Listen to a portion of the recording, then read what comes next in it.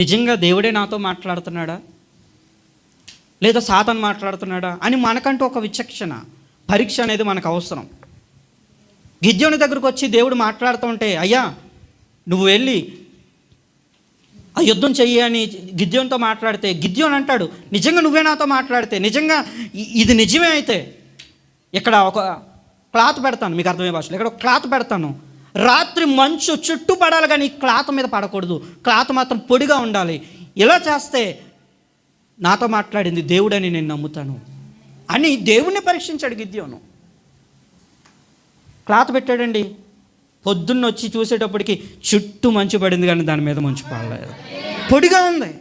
ఆశ్చర్యపోయాడు. అయ్యా మరొక్కసారి నేను నిన్ను పరీక్షిస్తాను. చూడండి, మనతో మాట్లాడుతుంది దేవుడా దయ్యమా మనకు తెలుసుకోవాలి కదా, అర్థమవుతుందా? పరీక్ష ఉండాలి. మళ్ళా అంటాడు, అయ్యా ఒక్కసారి నేను పరీక్షిస్తాను, ఈసారి దీని మీదే మంచు పడాలి, చుట్టూ పొడిగా ఉండాలి.